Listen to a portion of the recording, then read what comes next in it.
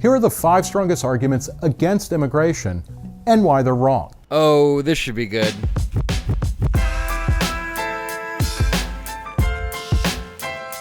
In a video published by ReasonTV, libertarian journalist Nick Gillespie attempts to make the case for immigration by debunking the top arguments against it. Immigration, you better be smart and you better be tough, and they're taking your jobs and you better be careful. So which is it, President Trump? Do we have record low unemployment, or are immigrants stealing all the jobs? First off, the Trump clip that was featured is from a 2014 CPAC speech where he was talking about tougher borders and illegal immigration. Immigration, we're either a country or we're not. We either have borders or we don't. And if you don't have a border, what are we? Just nothing. Nothing.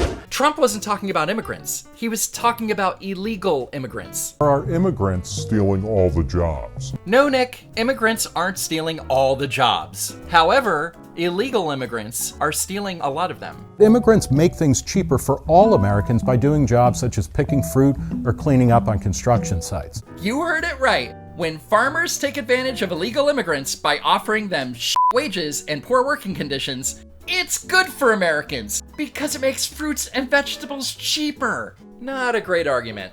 Economists say that if farmers stopped hiring illegal immigrant farm workers and hired Americans at fair market wages, prices would only rise 6% in the short term and 3% in the long term. But is giving a fair wage to farm workers really worth paying an additional 7 cents for an avocado? Man, I don't know. Or cleaning up on construction sites? Or doing actual construction work. According to the Pew Hispanic Center, in 2014, 8 million undocumented immigrants were working illegally. 8 of the top 20 jobs held by illegal immigrants are in construction.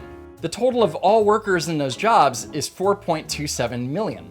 And illegal immigrants account for 1/4 of those workers. The money saved can be devoted to other productive uses, which also creates jobs. Oh, I'm sure that the unscrupulous business owners and contractors that saved money by hiring a bunch of illegal immigrants will totally create a bunch of new jobs. Jobs for illegal immigrants, maybe. Why would you want to bring people who are immediately dependent on welfare when they get here? Don't you want people who add something immediately to your country? Since the late 90s, most legal immigrants and all illegals are barred from receiving most forms of welfare. But according to PolitiFact, data from the Census Bureau's Survey of Income and Program Participation indicates that 51% of immigrants and illegal immigrants reported having used at least one welfare program, including SSI, TANF, WIC, SNAP, Medicaid, free or subsidized school lunches, and public housing and rent subsidies. The only real taxpayer-funded services most immigrants use are emergency medical treatments that account for less than 2% of all healthcare spending,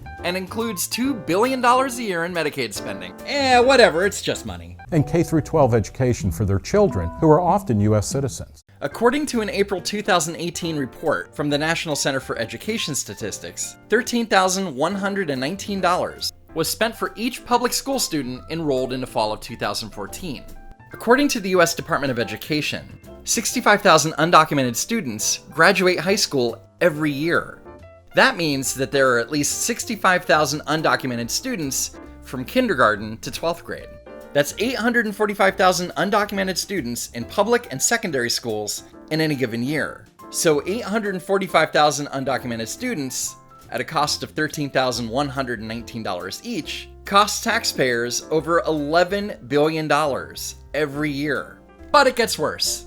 A lot worse. According to Pew Research, the amount of children born in the US to undocumented mothers between 2001 and 2013 stands at 4.24 million.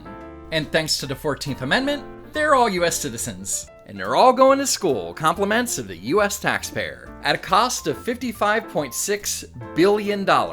So in 2018, educating undocumented students and children of undocumented immigrants is costing taxpayers $66.7 billion.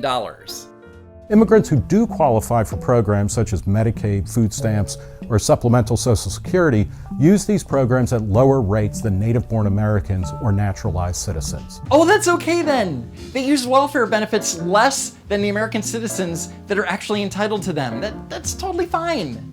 Legal immigrant men also have a higher labor force participation rate than natives, And illegals are even more likely to be working than legal immigrants. So illegal immigrants are not stealing your jobs, but 92% of them are working. Oh, I'm so confused. They're here illegally. They're not paying taxes, okay? I've heard this one before, too. I hear them all. Legal immigrants pay the exact same taxes as all Americans. Illegals pay the same sales and property taxes, and between half and 2/3 also end up paying payroll and income taxes because they use fake Social Security cards and other documents to get hired. Technically, they pay taxes, but hardly enough to justify their illegal presence here in the United States. While there are 8 million working illegal immigrants, it's estimated that only 4.4 million of them file income taxes. So 4.4 million illegal immigrants are contributing 1.1 billion in state and local income taxes. That's an average of only $250 per person. What I would suggest they do is that they go back to their home country, get in line with the hundreds of thousands of people from their home country who are trying to do it legally. For many immigrants, especially from Mexico, there really is no line. In 2010, for instance, just 65,000 visas were given to Mexicans. The wait list had 1.4 million people on it, effectively meaning there is no chance of ever getting in. The stats Gillespie gave are only for Mexico, which makes it look like it's impossible to immigrate to the United States. But let's take a closer look. According to the State Department, in 2016 there were 1.3 million Mexicans on the immigrant waiting list, which was 1% of the total population of Mexico. Other than Mexico, there were 195 countries also on that waiting list. The waiting list had over 4.5 million people on it, and of that number, 618,000 new arrivals were admitted. That's 13.5% of the waiting list. The backlogs for most countries means that this can take between 15 and 25 years. If you start to bring your sister over when she's 25, you'll be lucky to welcome her by the time she turns 40. Wow, cry me a river. Just because you want to live in the United States doesn't mean that you're entitled to live here. You should not import people numerous enough to influence your society, change its laws, and destroy your culture. That's Lauren Southern, formerly of Rebel Media, talking about immigrants and refugees in Canada. Not the US, but, good job, Nick. El acento gringo. And when it comes to learning English, all signs are that Hispanics are more likely to speak English at home than in years past. Not exactly. According to Pew Research, English is the dominant language with only 25% of all Hispanics living in the United States. In summary, if you look at the facts and statistics objectively, there's no other conclusion. Illegal immigration is not good for the United States. The bottom line is that when it comes to immigration, the instincts of the American people are correct. You're right about that one, Nick. Build that wall. Build that wall. Build that wall. Build that wall. Build that wall. Build that wall. Hey everybody, thanks again for watching and hitting that like button. And if you haven't already, subscribe to the channel and maybe consider contributing to my Patreon. It'll definitely help to keep the channel going. Special thanks to Doggoband on Reddit for the great submission. Speaking of which, don't forget to visit the Don't Walk Run subreddit. Thanks again for all your support, and I hope to see you next time.